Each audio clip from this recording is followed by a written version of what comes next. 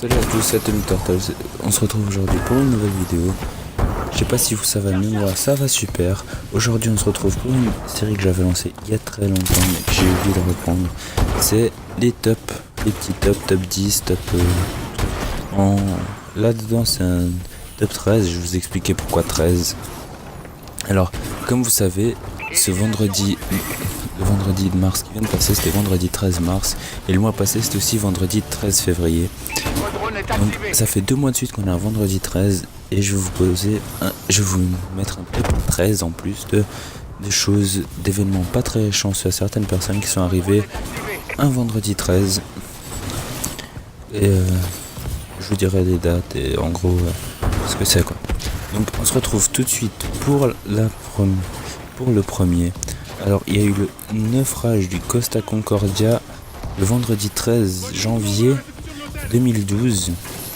Alors il y a eu 32 morts d'après l'enquête. Le naufrage aurait été au fait que le paquebot naviguait trop près des côtes sur ordre du capitaine qui heurta du coup un récif, éventrant la coque sur 53 mètres de long et 7 mètres 30 de large.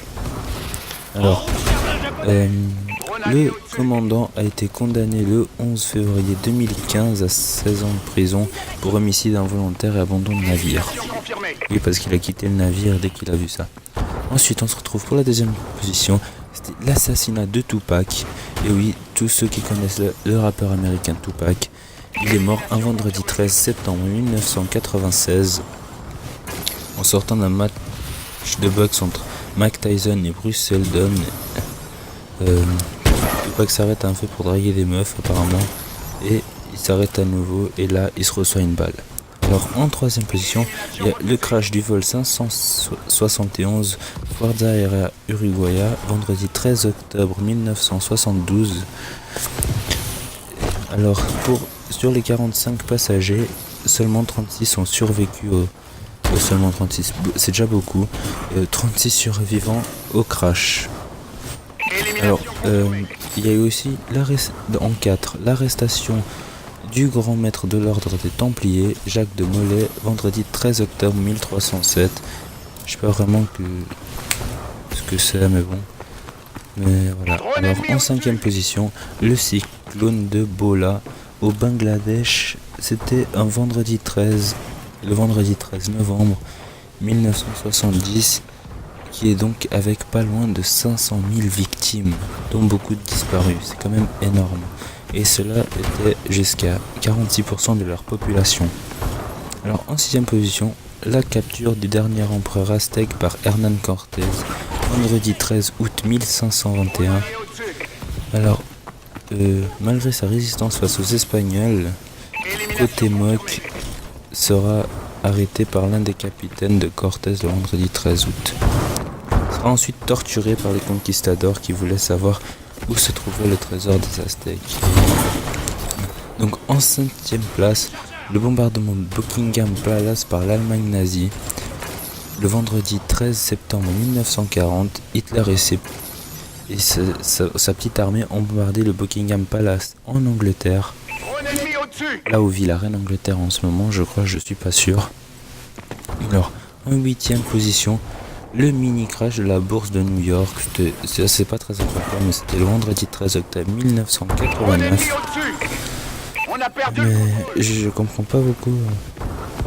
Je comprends pas beaucoup dans les bourses, donc ils disent juste que le Dow Jones avait perdu 190,58 points et que c'est beaucoup, mais je comprends pas beaucoup.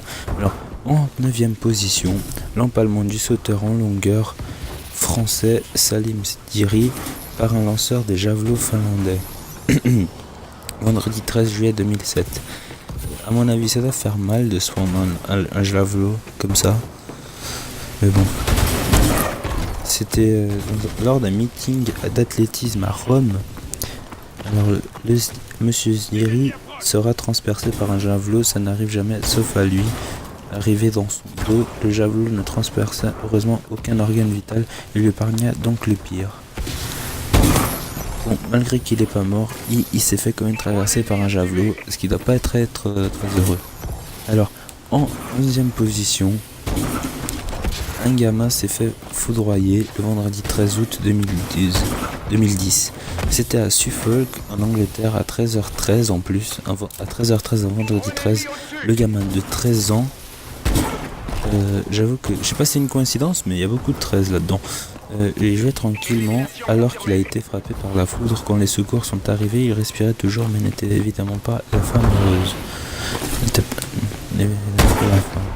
Heureusement, il s'en sort avec uniquement quelques brûlures artificielles. Alors, en deuxième position, le meurtre de Kitty Genovese, vendredi 13 mars 1964. La pauvre fille a été assassinée en pleine rue alors qu'elle rentrait du boulot. Ce meurtre a servi de base au développement de la notion d'effet du témoin.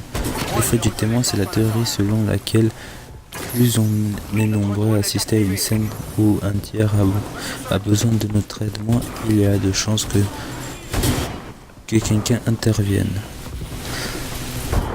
En gros, c'est comme si, genre, plus il y a de monde, moins les gens ils vous aident, quoi. Donc, c'est vraiment quand il n'y aura pas beaucoup de gens que les gens limite ils vous aideront. C'est pas logique, mais c'est ce qu'ils disent. Et le dernier petit événement qui s'est passé vendredi 13. Alors, c'est la naissance de Fidel Castro, vendredi 13 août 1926.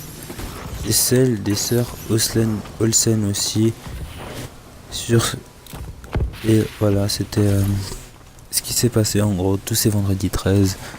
Donc je ferai plusieurs vidéos comme ça, des petits tops. Aujourd'hui, donc c'était un gameplay sûr. Et je crois que la map c'est Green Band. J'étais au morse en mode une balle en mode une balle élimination confirmée. J'ai pas une sale partie.